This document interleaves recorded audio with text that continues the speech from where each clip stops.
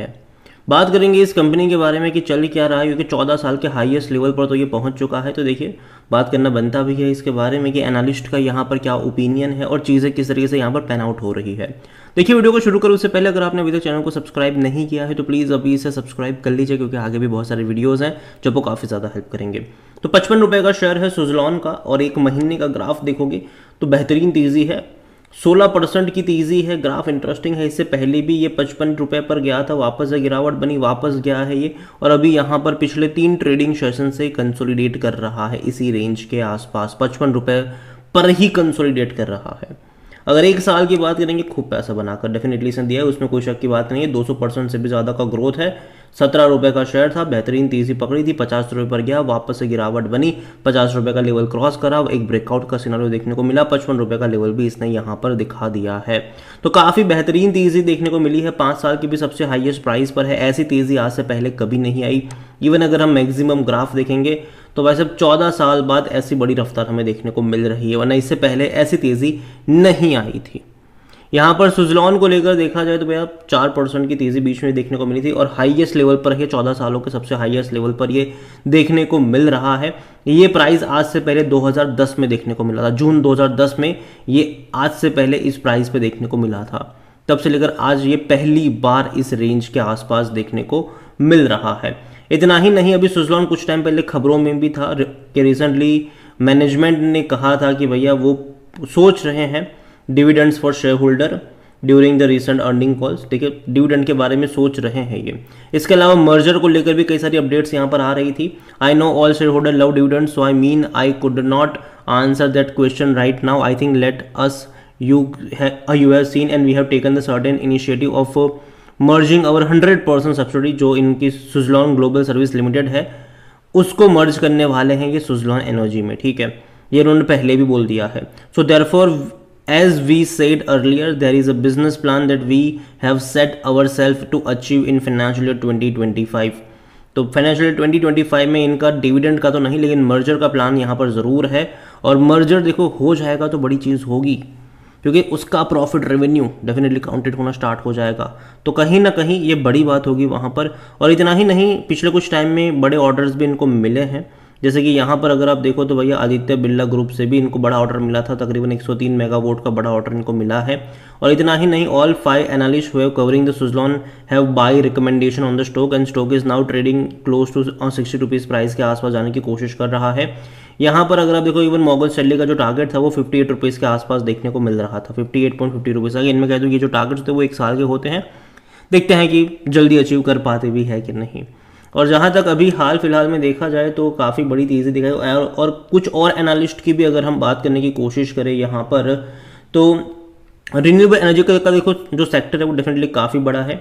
और हाल फिलहाल में जो सीमेंस ने एग्जिट करा है इंडिया से फ्रॉम द विंड टर्बाइन, जो सीमेंस कंपनी है वो विंड टर्बाइन बनाने वाली कंपनी थी, ठीक है, उन्होंने इंडिया से अब एग्जिट कर लिया है, जिसका मतलब ये है कि ऑर्डर्स जो होंगे, मार्केट जो होगा वो गैप क्रिएट हुआ है, तो उसके भी ऑर्डर्स जो हैं वो कहीं ना कहीं अब मिलना स्टार्ट हो जाएंगे सुज़लॉन को या आइनॉक्स विंड को। तो ये बड़ी बात थी उनके लिए कि एक बड़ा प्लेयर अगर इंडिया से एग्जिट होता है तो जाहिर सी बात है फ़ायदा बाकी प्लेयर को मिलना स्टार्ट हो जाता है।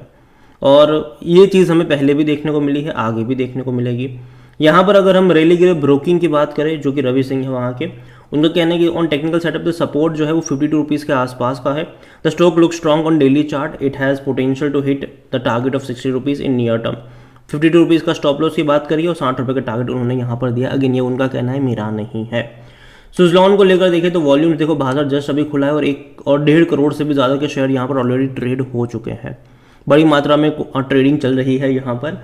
मार्केट कैप इसका 75,000 करोड़ पे पहुँच चुका है, काफ़ी बड़ा है ये मार्केट कैप अभी। और जहाँ तक नज़र करी जाए कंपनी में तो भैया देखो सिर्फ 14% लोग ही according to Moneycontrol user खरीदने की बात करें, 86% लोग करें बेचो और भाग जाओ यहाँ से। जबकि नज़र करी जाए इस कंपनी में पिछले कुछ ट्रांजैक्शन को लेकर इनसाइडर समरी में अगर आप देखो तो 2023 में बिकवाली काफ़ी ज़्यादा आई थी, लेकिन अभी उस प्राइस से तो काफ़ी ऊपर ये ट्रेड कर ही रहा है, ठीक है। और डिविडेंड देखो पे नहीं कर रहा है, लेकिन शायद मुझे लगता है कि पे कर सकता है, अभी नहीं, एक दो साल बाद कर सकता है ये।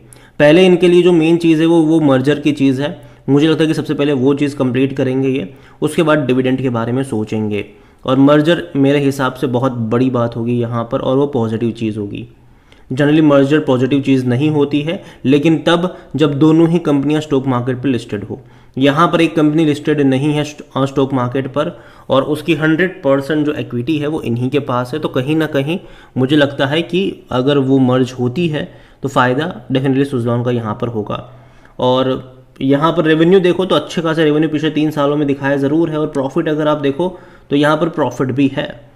लेकिन भले ही आपको 2024 में लास्ट फाइनेंशियल ईयर में 660 करोड़ का प्रॉफिट देखने को मिला, लेकिन अब 25 में आप एक बड़े प्रॉफिट्स की उम्मीद कर सकते हो, क्योंकि अब सिनारियो चेंज हो रहा है।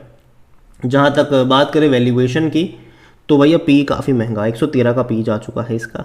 महंगा तो ज़रूर है, लेकिन देखो मार्केट जो है वो इसको प्रीमियम वैल्यूएशन इसीलिए भी दे रहा है क्योंकि फ्यूचर पर्सपेक्टिव अभी से इसका अच्छा माना जा रहा है। क्योंकि कंपनी जो है वो ऑलमोस्ट डेट फ्री हो चुकी है। इस कंपनी की जो सबसे बड़ी प्रॉब्लम थी वो यही थी कि भैया कर्जा बहुत ज़्यादा था इनके ऊपर, और उसके तरह की कंपनी बर्बाद हो रही थी। लेकिन अभी वो सिनारियो नहीं है, कंपनी ऑलमोस्ट डेट फ्री हो चुकी है। तो जो पैसा आज तक इनका जो कर्जा को चुकाने में डेट को चुकाने में जा रहा था, अब वो नहीं जाएगा, अब वो पैसा बचेगा, तो कहीं ना कहीं वो प्रॉफिट में शो होगा। यहाँ पर 100% एनालिस्ट कहते हैं खरीदारी करो, ठीक है। फिनेंशियल जैसे कि आप देख सकते हो कि अच्छे आ चुके हैं। इवन रेवेन्यू भी देखो तो बेहतरीन आए थे लास्ट क्वार्टर में, हालांकि एक्सपेक्टेशन जितने अच्छे नहीं थे क्योंकि मार्केट इससे और अच्छा एक्सपेक्ट कर रहा था। जो ब्रोकरेज हाउसेज है वो तकरीबन 2500 करोड़ के आसपास के रेवेन्यू एक्सपेक्ट करके चल रहे थे, लेकिन फिर भी 2200 करोड़ रहा, जो कि इससे पहले के क्वार्टर के मुकाबले तो बहुत ही शानदार था। और प्रॉफिट तकरीबन 255 करोड़ रहा, ये भी देखा जाए तो बहुत अच्छा है, लेकिन एक्चुअली मार्केट 300 से 320 करोड़ का प्रॉफिट एक्सपेक्ट करके चल रहा था, तो उसके मुकाबले ये भी कम था, तो कोई तेज़ी देखने को मिली नहीं। क्योंकि देखो जब वैल्यूएशन प्रीमियम दिया जाता है तो वैसा परफॉर्म भी करना होता है। तो यहाँ पर जून क्वार्टर से मेरी उम्मीदें काफ़ी ज़्यादा है। मुझे लगता है कि एटलीस्ट भैया मार्च के मुकाबले और अच्छे नंबर यहाँ पर जून में दिखने चाहिए, क्योंकि पिछले कुछ टाइम में इनको कई सारे बड़े ऑर्डर मिले हैं और उसका पैसा भी आया होगा। और दूसरी बात यहाँ पर ये भी है कि डेट भी अब इनका कम हो चुका है, ना के बराबर अभी रह चुका है, तो वो भी पैसा यहाँ पर बचना चाहिए जो कि प्रॉफिट में शो होना चाहिए। और जहाँ तक शेयर होल्डिंग की बात करें, प्रमोटर की होल्डिंग अभी भी कम है, 13.29% की ही होल्डिंग है। 1.86% म्यूचुअल फंड के पास है, 4.44% डोमेस्टिक इंस्टीट्यूशन के पास है, 19.57% एफआईज लेकर बैठे हुए हैं। रिटेल और अदर की मिलाकर होल्डिंग बनती है 60.85%, जिनमें से जो रिटेल इन्वेस्टर है उनकी 25.93% की होल्डिंग, और जो अदर पार्टीज है वो 34.91% का स्टेक यहाँ पर लेकर बैठे हुए हैं। ओवरऑल मैं इतना ही कहूँगा सुज़लॉन को लेकर। देखो कंपनी, एक टाइम था जब बहुत ही ख़राब हुआ करती थी कंपनी, और तब मैंने कहा था कि स्विंग ट्रेड के ही मौके ढूंढने चाहिए, लॉन्ग टर्म के तो कभी भी नहीं। लेकिन जब इसने 14-15 रुपये का लेवल क्रॉस करा, जब इन्होंने अपने डेट को तीसरी बार रिस्ट्रक्चर करा, जब इन्होंने पैसा रेज कर लिया, जब कई सारे ऑर्डर मिलना शुरू हो गए, तब मैंने कहा था कि अब आप इसको लॉन्ग टर्म के लिए भी कंसिडर कर सकते हो। और मैं अभी भी अपने उसी स्टेटमेंट पर कायम हूँ कि अब ये लॉन्ग टर्म का खिलाड़ी है, अब इसको लॉन्ग टर्म के लिए कंसिडर किया जा सकता है। अगेन ये मेरा पर्सनल ओपिनियन है, कोई भी इन्वेस्टमेंट एडवाइस नहीं है। ये वीडियो को यहीं पे एंड करता हूँ। पसंद आया हो तो लाइक करें, शेयर करें। चैनल पर अगर पहली बार है तो प्लीज़ सब्सक्राइब करें।